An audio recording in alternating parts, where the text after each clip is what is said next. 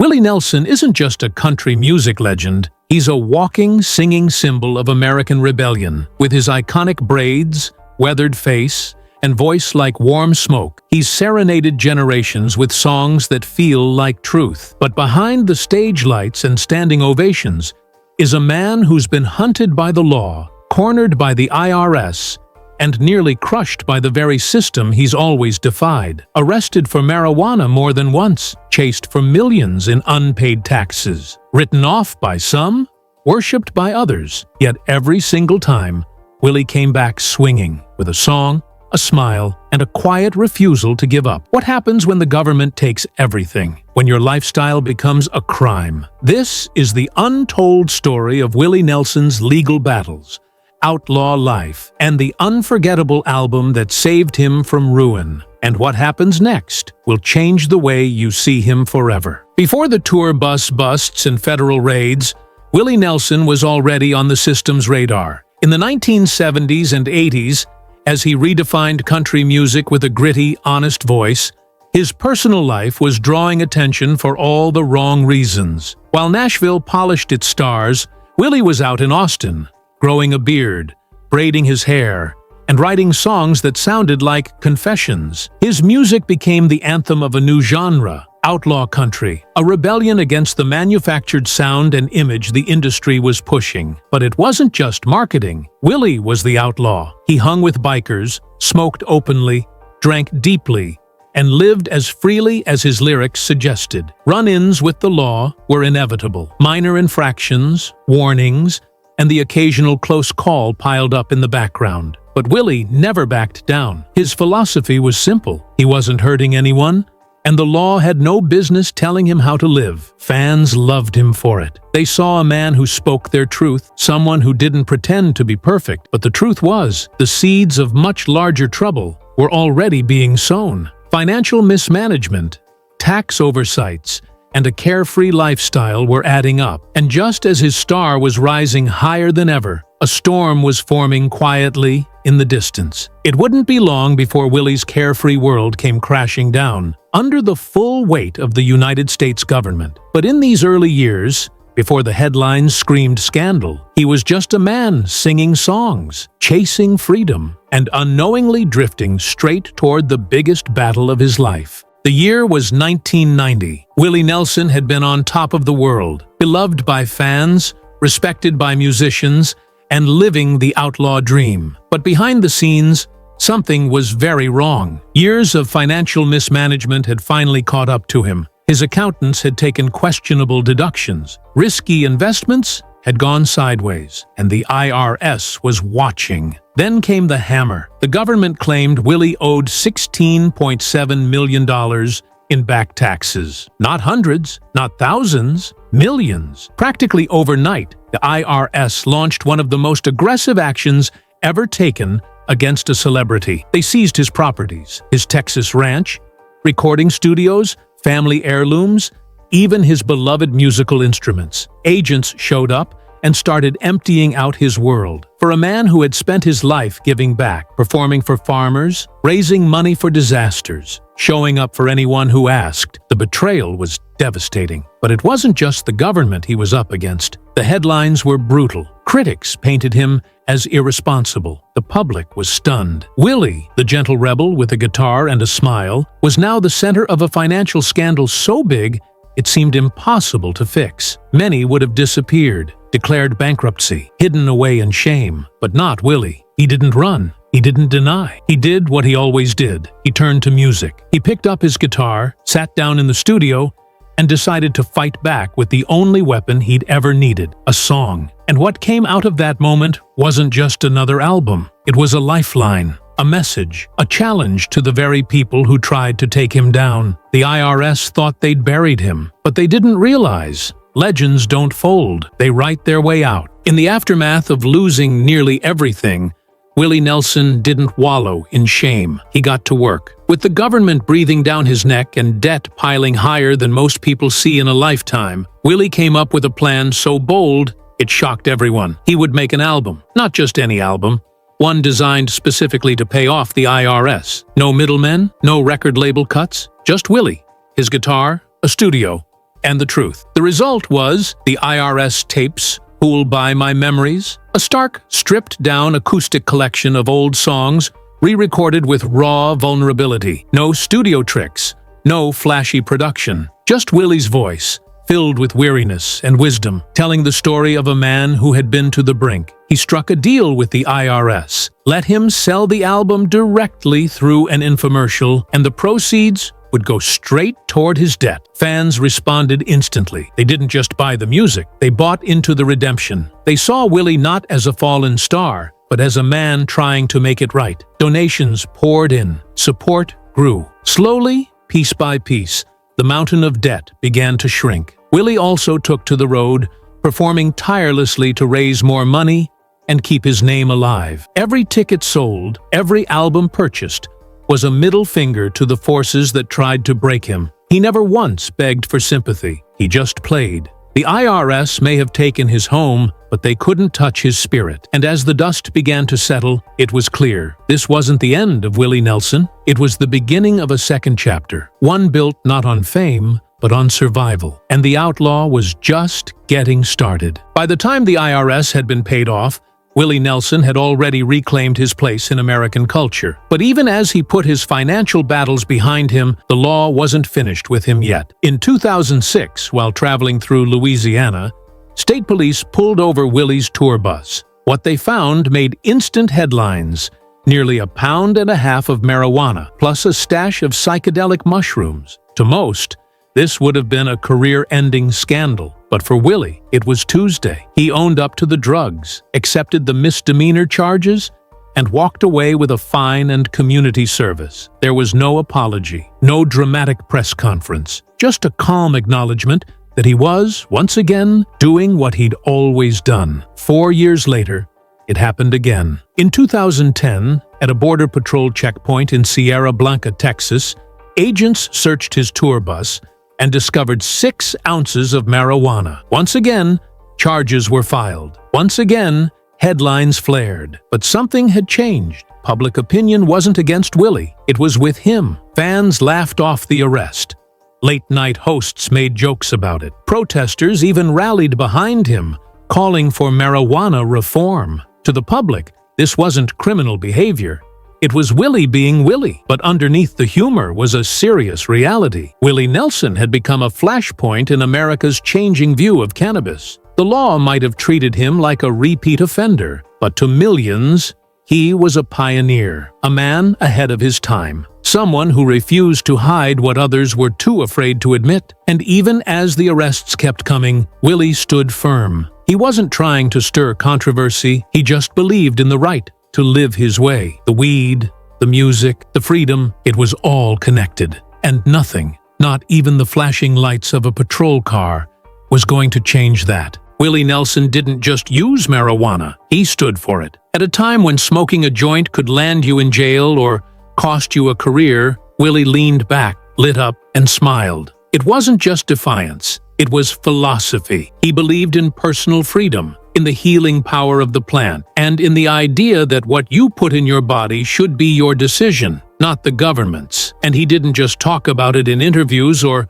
slip it into lyrics. He made it part of his mission. Throughout the 1980s and 90s, while others hid their use or quietly supported reform behind the scenes, Willie was the one walking into talk shows with a grin, a guitar, and no shame about what was in his pocket. To him, marijuana wasn't just a drug, it was medicine, it was peace, it was a way out. He credited it with saving him from alcohol, which had nearly destroyed his life in his younger years. Weed mellowed him, focused him, gave him clarity where whiskey once brought chaos. As legalization debates heated up, Willie became the face of a movement he'd unknowingly been building for decades. He joined the advisory board of NORML, the National Organization for the Reform of Marijuana Laws, and began speaking out at rallies, lending his voice and name to public service campaigns, documentaries, and legislation efforts. He never once tried to separate his music from his message. In fact,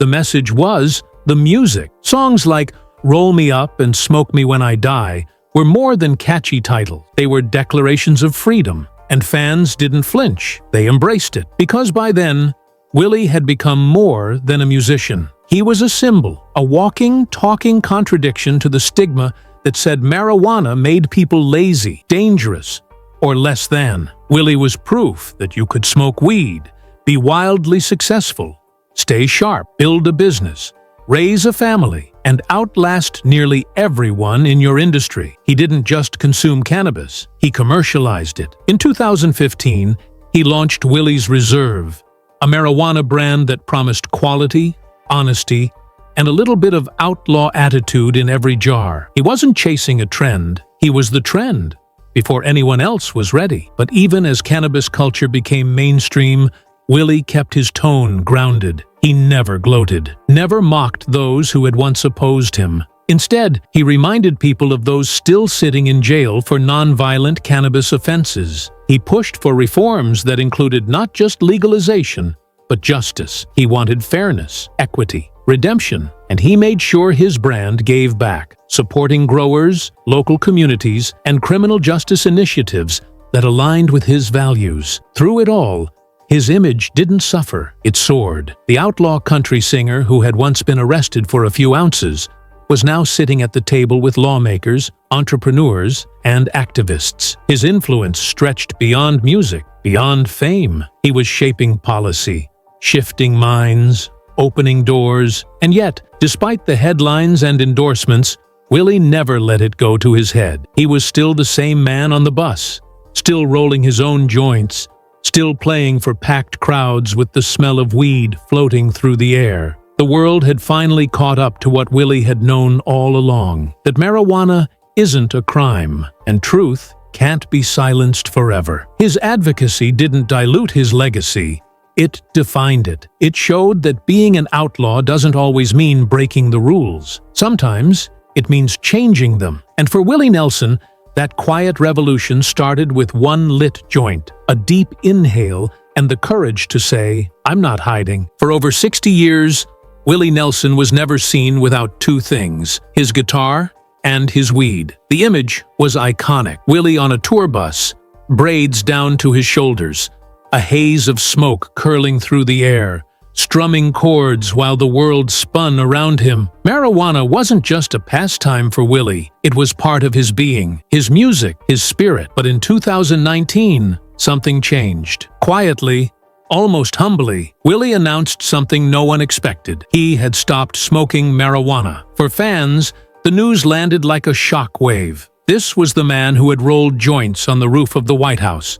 The man who'd made pot smoking an act of rebellion and peace all at once. The man who outlasted generations of critics, arrests, and warnings with a lit joint in one hand and Trigger, his beat-up guitar, in the other. And now he was quitting? The truth was simple. His health had caught up with him. At 86, Willie was experiencing breathing problems. His lungs were tired. Years of inhaling not just cannabis, but the wear and tear of life on the road had taken their toll. He was coughing more, struggling to catch his breath on stage. The man who once performed tirelessly in smoky bars and vast stadiums was, for the first time, feeling his age, and he listened to his body. Willie didn't spin it. He didn't make excuses. He just said the words plainly, "I don't smoke anymore." But he didn't abandon cannabis altogether. Far from it. Instead, he adapted. Edibles, tinctures, vaporizers, oils. He continued to advocate for the plant that had, in his words, saved him from alcohol. He never backed away from his belief that marijuana had prolonged his life, sharpened his creativity, and helped him find peace in a chaotic world. But now, he simply found safer ways to use it. What makes Willie's decision so powerful isn't that he quit, it's how he quit. With grace, with honesty, with the same authenticity that's defined his entire life. He didn't feel the need to defend it. He didn't betray his values. He simply adjusted the method to protect the mission. Because the mission was never about smoking. It was about freedom. Personal freedom. The right to choose what worked for your body, your mind, your spirit. And as Willie faced the realities of aging, he made it clear. Getting older isn't failure, it's evolution. He started talking more openly about mortality, about slowing down, about what it meant to still be standing. After watching so many friends fall, he remembered lost bandmates, fellow outlaws, the ones who didn't make it past the temptations of the road, and in those reflections, he offered something rare: perspective, not the kind that preaches, but the kind that lives by example. Even as his voice grew thinner and his performances more paced, his presence carried more weight than ever. He wasn't just a singer, he was a survivor, and every wrinkle, every breath, every note was proof of that survival. Willie's decision to quit smoking wasn't an end to his outlaw story. It was just another chapter, another moment where he looked truth in the eye and said, "Okay, I hear you." And that honesty, unpolished, unscripted, is why people love him, because he's never pretended to be immortal. He's never tried to be untouchable. He's just tried to be real. And even now, with the smoke cleared, the music still plays, the voice still hums, the outlaw still rides. And the lesson he leaves behind is simple: change isn't weakness, it's wisdom, especially when it means living long enough to sing another song. In the world of celebrity, scandal usually means ruin, but for Willie Nelson, every controversy became another thread in the legend. A tax bill that would have crushed anyone else? He turned it into an album. A drug bust on the side of the road? He turned it into a punchline. A public admission of health struggles? He turned it into wisdom. Willie didn't survive his legal battles by hiding from them. He survived by owning them, laughing at them, singing through them. And in doing so, he did something very few artists ever achieve. He became untouchable. Every time the headlines screamed trouble, his fans leaned in closer. Because they knew the truth. This wasn't a reckless man spiraling out of control. This was a grounded soul navigating a chaotic world, trying to live honestly in a system that rarely rewards it. When the IRS took everything, people didn't mock him. They mourned with him. They bought his music not out of pity, but out of solidarity, because they saw themselves in him, a man burned by bureaucracy, yet still standing. When the police kept arresting him for marijuana, fans didn't judge him. They questioned the law. Why were they targeting someone who brought joy, who preached peace, who harmed no one? Why was the system punishing a man whose only crime was living too freely? And as the years rolled on, Willie Nelson transformed from country singer to cultural icon. His voice became more than entertainment. It became protest. His braids, more than a style, they were a statement. He wasn't perfect, and that's what made him powerful. The cracks in his story let the light shine through. People didn't just love his music, they loved him. The man who lost everything and came back stronger. The man who lit a joint in defiance and smiled when the cuffs came out. The man who never begged for approval, yet earned the nation's respect. In a world obsessed with image, Willie gave us something rare: authenticity. And that's what made his missteps feel more like battle scars than blemishes. Every controversy only deepened the bond between Willie and the people who followed him, because in every failure, he revealed more of his heart. And that heart, scarred and weathered as it may be, never stopped beating with rhythm, truth, and a little rebellion. Willie Nelson didn't just survive scandal, he became more beloved because of it. Willie Nelson's story isn't just about country music, it's about defiance, about survival, about living by a code when the rest of the world calls it chaos. The IRS tried to strip him of everything: his home, his earnings, his pride. But Willie didn't vanish. He picked up a guitar and sang his truth until the debt disappeared. The police arrested him for marijuana again and again, but he never stopped lighting up, never stopped speaking out, and never once pretended to be something he wasn't. Even when his body gave him warning signs, when the smoke became too much for his lungs, he didn't abandon the cause. He adapted. He showed that rebellion doesn't always come in flames and fury. Sometimes it comes in a soft-spoken voice, a wise smile, and a quiet refusal to back down. Willie's outlaw image wasn't manufactured. It was lived. Every scar, every charge, every headline was earned. He didn't become iconic in spite of his legal troubles. He became iconic because of how he faced them, with honesty, with humor, with heart. In an era when most stars are too polished to be real, Willie remained raw, unfiltered, fully human. And that's why his legacy endures. It's not just the songs that made him immortal. It's the way he lived between the songs, the way he walked into fire and came out singing, the way he turned disaster into music, shame into purpose, and hardship into community. He showed that integrity isn't about being perfect. It's about staying true, even when the world is against you, even when the government takes your last dollar, even when they pull you over, search your bus, and slap on the cuffs, even when your health tells you to slow down and the industry tells you you're done. At 92, Willie Nelson is still here, still writing, still playing, still making people feel like they're not alone. His story is a lesson for anyone who's ever felt out of place, pushed aside, or punished for being themselves. He didn't just live through the storm, he sang through it. And in doing so, he became something more than a musician. He became a symbol, a reminder that you can fight the system without losing your soul, that you can stumble without falling, that even outlaws can grow old and still ride on. Because Willie Nelson isn't just on the road again. He is the road. And the journey he's taken, rough, wild, and fearless, will never be forgotten.